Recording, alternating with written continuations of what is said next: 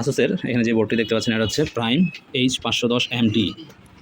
তো এই বোর্ডগুলোর মধ্যে জেনারেলি কিছু প্রবলেম হয়, সেটা হচ্ছে যে ইউএসবি ওভার কারেন্ট প্রোটেকশন বা ডিটেকশন এই ধরনের প্রবলেম দিয়ে 15 সেকেন্ড এর মধ্যে শাটডাউন হয়ে যায়। তো এটা অনেক সময় বায়োসের কারণে হয়ে থাকে। তারপরে এই যে এখানে ইএসডি প্রোটেকশন যে 6 লেগের ডায়োড আছে এটাতে করে, এগুলো অনেকগুলো আছে। এগুলা প্রত্যেকটা এই যে ভিজিএ প্যানেলের সাথে আছে, এই ইউএসবির সাথে আছে, এই ইউএসবির সাথে আছে, এই ইউএসবির সাথে আছে, দেন এদিকে আরও আছে, যেগুলো আছে পেরিফেরালের সাথে পিসিআই যে এখানে আছে। তো এগুলা জেনারেলি আমরা প্রাথমিক অবস্থায় ইউটিউব দেখে এগুলাই রিপ্লেস করে ফেলি, বাট এটার আরও অনেকগুলো প্রবলেম হয়। তো এইখানে যেই প্রবলেমটা হয়েছে এই বোর্ডের ক্ষেত্রে, দেখেন আমাদের এই যে ল্যানের সাথে যে ইউএসবিটা, সেই ইউএসবির মধ্যে কোনো মাউস বা কিবোর্ড লাগাইলেই এটা ইউএসবি ওভার কারেন্ট ডিটেকশন দিয়ে প্রবলেম দিয়ে অফ হয়ে যেত।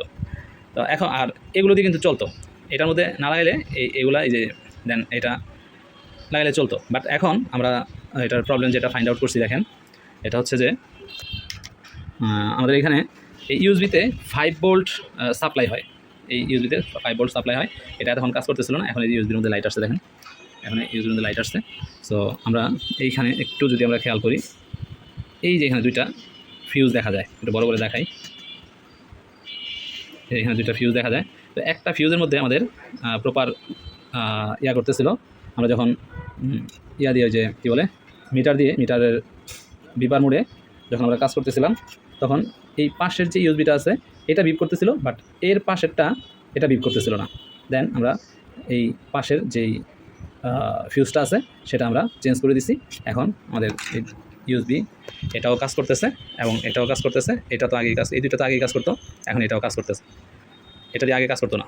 তো এখন প্রবলেম সলভ হয়ে গেছে এবং ওভার কারেন্ট ডিটেকশন যে প্রবলেমটা ছিল সেটাও সলভ হয়ে গেছে। তো এর আগে আমরা এটার বায়োস করে দেখছি এবং ইএসডি যেহেতু এটা কাজ করতেছে না, এখান থেকে আমরা একটা ইএসডি প্রোটেকশন যেটা আছে সেটা তুলে ফেলছিলাম।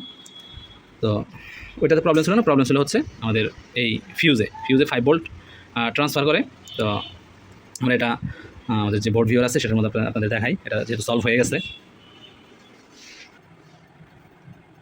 যে এখানে সেই সেম বোর্ডটা দেখতে পাচ্ছেন, সেই সেম বোর্ডটা আমরা এটা একটু বড় করে দেখেন, এটা হচ্ছে সেই ল্যান ইউএসবি।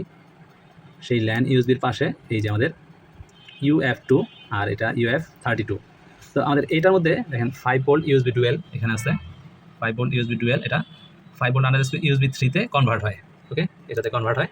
আর এটা হচ্ছে আমাদের এইটার মধ্যে এটা শর্ট ছিল, শর্ট বলতে এটা কেটে গেছিলো। তো যখন আমরা এটা আমাদের যে মিটার আছে মিটারের বিপার মোড়ে দিছি, তো বিপার মোড়ে দিয়ে এটাতে আমরা কোনো প্রকার বিপ পাই নাই। দেন এটাকে আমরা যখন রিপ্লেস করে দিছি, দেখেন এটাও 5 ভোল্ট ইউএসবি ডুয়েল, দেন এটা 5 ভোল্ট আন্ডার ইউএসবি P78-এ কনভার্ট হয়। এই 5 ভোল্ট পাস হওয়ার সাথে সাথেই আমাদের প্রবলেম কিন্তু সলভ হয়ে গেছে।